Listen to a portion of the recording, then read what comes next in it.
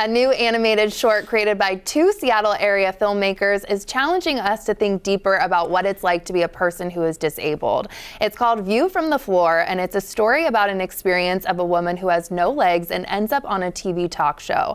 That woman is Mindie Lind, who is a writer and director on the film, along with Megan Griffiths. And the pair just had the chance to show this at Sundance, and now they're both here at New Day.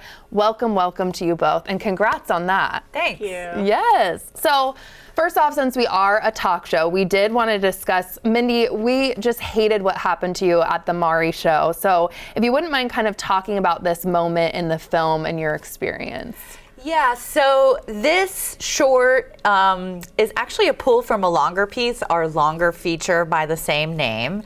And it really goes back and takes an adventure or takes a look at my life, looking back at my life 40 years. And part of that is being a performer without legs and being on the news.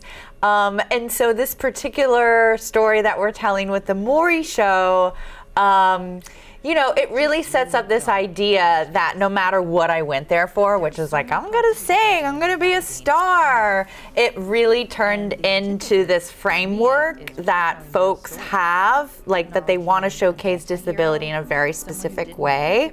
So it was all about how I've overcome my disability in order to, you know, be this inspirational hero. And it's not like before or since that was the only marker of such things happening. It's happened over and over and over again. And it really is about how we as a society view disability and the framework that we put up around that. So yeah, I was being exploited, but I was a young kid, and I'm not necessarily sure that how to the full extent of which I knew it, but it definitely, there were like elements of like, this is kind of icky.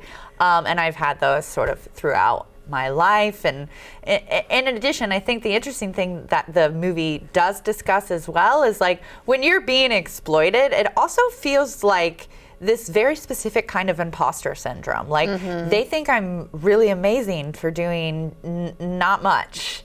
And so am I actually a good artist? Can I really, you know, sing and wow people? Or am I just wowing people because I have no legs and I'm such an inspiration? Got it, yeah. And how did you two come together for this film as well? We met about 10 years ago. Lynn Shelton, who is a local filmmaker who very tragically passed away in 2020, she had a birthday party for herself, and Mindie was singing there, and she introduced the two of us, and Mindie had talked to Lynn about wanting to do a story about her life, and Lynn had said, you should talk to Megan.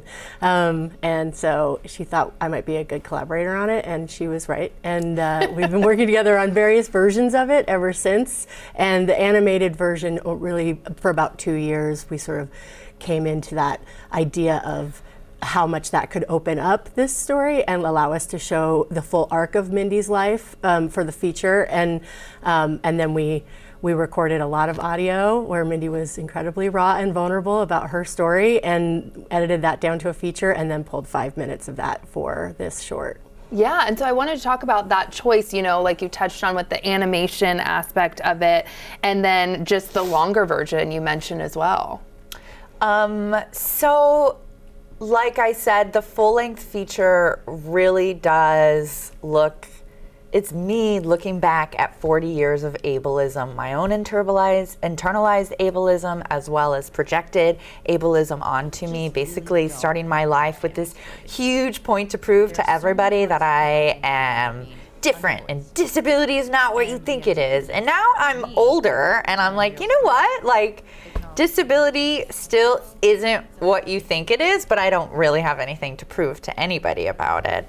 And so, in thinking about how we're going to show all of this, it became really obvious and more fun to think about animation because how are we going to hire somebody to play me through the years that has my exact specificity and charm and hair and all of that all the charm, exactly. Hair being most important. And so that's a really fun way to be able to like actually explore the truth of the matter. Right. And then the other thing is like, and you'll see this in the short piece as well, we really get to show these kind of, they're still hard, like, you know, people are getting disability wrong still. So these ideas are still kind of like big and maybe a little tricky for people to get.